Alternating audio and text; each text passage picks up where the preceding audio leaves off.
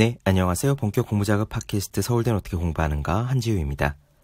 우리는 지금 사쿠라이 쇼이치 후지타 스스무의 운을 지배하다 보고 있습니다. 사람은 왜 실패하는 것일까요? 사람은 왜 패배하는 것일까요? 실력이 부족해서, 노력하지 않아서, 운이 없어서 등등 여러 가지 이유가 있겠습니다. 그런데요, 아마추어 경기가 아니라 중요한 스포츠 시합이라든지 내로라 하는 전문가들이 모여서 겨루는 장에서는 실력 자체는 비등비등한 경우가 많지요. 그런데도 어떤 사람은 이기고 어떤 사람은 지기 때문에 사람들은 운 7, 기 3, 운이 7할이고 기술은 3할이라고들 말합니다. 물론 그럴지도 모르겠습니다. 우리는 인간이기 때문에 인간적인 약점을 가지고 있고 세상의 모든 변수를 통제할 수는 없는 노릇이죠. 내가 어찌할 수 없는 것 같은 그런 변수를 우리는 운이라고 부릅니다. 그런데 이 책은 바로 그 운조차 상당 부분은 우리가 통제할 수 있다라고 주장하는 책이에요. 운 7, 기 3의 원리가 가장 적용될 법한 분야인 마작에서 실제로 성과를 거둔 사람들이니까 그 말에 신뢰가 좀 갑니다. 저자들이 말하는 실패의 핵심 원인은 이거예요. 자멸입니다. 누가 패배시키는 것이 아니라 스스로 패배하는 거다. 어떻습니까? 충격적이지 않나요? 저는 이 부분을 읽으며 정말 공감을 많이 했습니다. 내가 게을러서, 내가 욕심이 많아서, 내가 참지 못해서 잘못된 선택을 하는 예는 무수히 많거든요. 저자들은 세면대에서 먼저 고개를 들지 않는 사람이 이긴다라고 합니다. 그 장면을 한번 상상해 보세요. 세면대에 물을 받아놓고 모두 거기에 얼굴을 받고 있습니다. 승자는 끝까지 남아있는 사람입니다. 그런데 고개를 받고 있는 사람은 남들이 고개를 들었는지 아닌지 알 수 없어요. 거의 무한한 인내력에 가깝죠. 그런 인내력을 가진 사람이 자멸하지 않는 사람이고 승부의 세계에서는 지지 않으면 이깁니다. 오늘 이야기 들어보시죠. 바로 시작하겠습니다. 마작이라는 게임은 4사람이 하는 거다. 따라서 이길 확률은 4분의 1이다. 인터넷 마작을 하면 승률을 비롯한 토탈 데이터가 전부 나오는데 상당히 강한 사람이라도 승률은 30% 정도다. 바꿔 말하면 마작은 70% 이상은 이길 수 없는 게임이라는 뜻이다. 그런데도 초심자는 매번 승부를 하고 싶어 한다. 하지만 그러다가는 매번 패할 수밖에 없다. 승부처가 찾아오면 승부를 하고 그렇지 않을 때는 가만히 견뎌야 한다. 견딘다고 해서 무작정 가만히 있는 것이 아니다. 방어를 하거나 고생해서 만들어낸 수를 무너뜨려서 다시 만들거나 좋은 패를 버리지 않는 등 실제로는 할 일이 많다. 따라서 그런 단조로운 시간 동안 어떻게 집중력을 유지하며 견딜 수 있는지가 관건이다.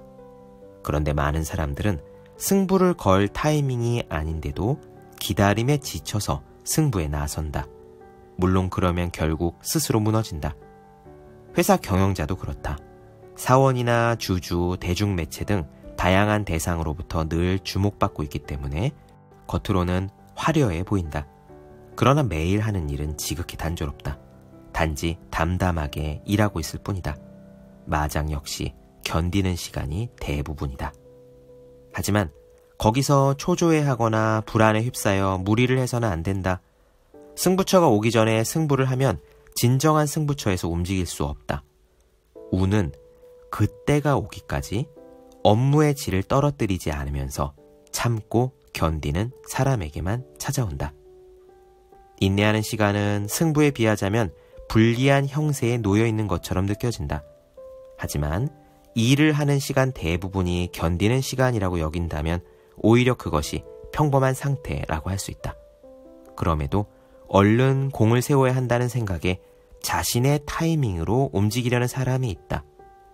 동료가 활약하고 있다는 말을 듣거나 친구의 이야기에 자극을 받아서 지금 상황이 승부를 걸 만한 타이밍이 아닌데도 제멋대로 승부에 나서려는 것이다. 요컨대 상황을 냉정하게 판단하지 못하는 것으로 이와 같이 공을 당장 세우기에 급급한 사람은 결국 자멸한다. 사람은 자기만의 승부처가 오기를 기다리는 수밖에 없다. 견디는 시간이 길게 느껴지겠지만 세상의 바람은 언젠가 반드시 이쪽으로도 불어온다. 내 회사는 2000년에 도쿄 증권거래소에 상장하고 나서 3년 정도가 적자였다. 2004년에 흑자로 전환되기까지의 기간은 내 인생에서 가장 인내해야 했던 시기라고 할 수 있다. 동종업계의 경영자들이 눈부시게 활약하는 것을 보거나 투자가로부터 호되게 비판을 받아서 마음이 초조해질 때는 나 역시 승부를 걸어보고 싶기도 했다. 그러나 그 마음을 단단히 억누르고 사내 제도부터 정비하거나 인재 육성에 힘쓰는 등 내적인 면을 다져나갔다. 그리고 마침내 견디고 견뎌서 찾아온 기회를 놓치지 않고 승부에 나서서 이겼다. 남들은 운 좋은 녀석이라고 나를 평가하기도 하지만 우연한 행운으로는 만들 수 없는 결과다. 따라서 때를 잘 가려내서 운에 잘 맞추는 것이 중요하다. 우리가 살아가는 것은 살얼음판 위에 서 있는 것과 같다. 왜냐하면 사람은 누군가 자신에게 아무것도 하지 않아도 제멋대로 무덤을 파는, 그러니까 자멸하는 능력이 뛰어나기 때문이다. 이것은 딱히 비아냥거림을 하는 것도 아니고 그 무엇도 아니다. 과거의 수많은 승부에서 내가 몸소 배운 진리다. 사람은 자멸하는 능력이 뛰어나다. 내가 했던 승부의 대부분은 사람들의 상식을 뛰어넘는 큰 돈이나 이권이 걸렸고 글자 그대로 목숨을 건 싸움도 있었다. 잠도 자지 않고 이틀 사흘 연속 이어지는 승부도 있었다.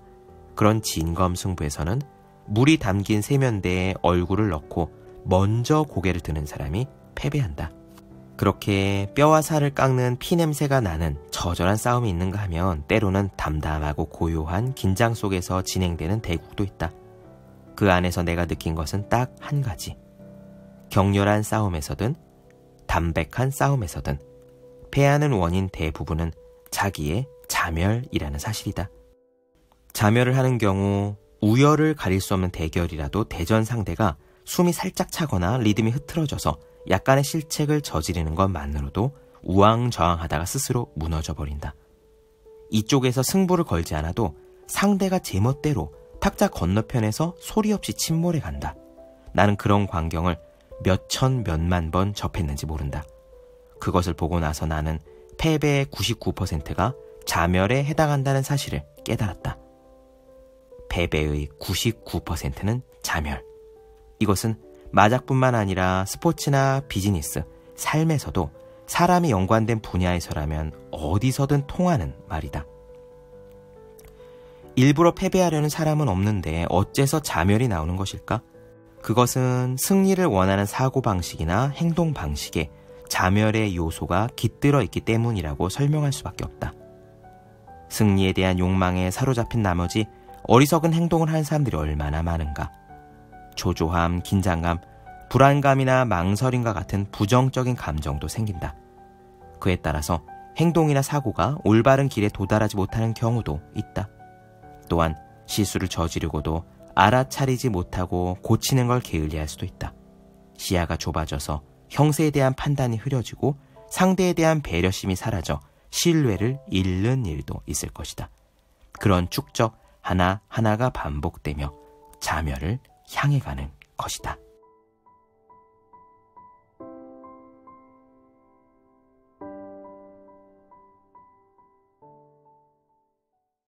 네, 본격 공부작업 팟캐스트 서울대는 어떻게 공부하는가? 사쿠라이 쇼이치 후지타 스스무의 운을 지배하다 보았습니다. 더 많은 이야기가 궁금하신 분들은 제 유튜브 채널 제우의 서재, 네이버 블로그 생의 즐거운 편지, 카카오 브런치 한제우 브런치, 인스타그램 해시태그 제우의 서재 검색해 주시면 좋겠습니다. 또 해야 하는 일과 하고 싶은 일 사이에서 고민하며 쓴 제 첫 번째 에세이 노력이라 쓰고 버티기라 읽는 공부하시는 모든 분들을 위해 어떻게 공부하는 게 효과적인 설명한 혼자 하는 공부의 정석, 그리고 하루에 5분 시간을 내어 그날의 공부할 각오를 다지는 하루 5분 공부 각오. 아직 읽지 않으셨다면 꼭 한번 읽어보셨으면 좋겠습니다. 그럼 오늘 여기까지 할게요. 전 다음 시간에 뵙겠습니다. 여러분 모두 열심히 공부하십시오. 저도 열심히 하겠습니다.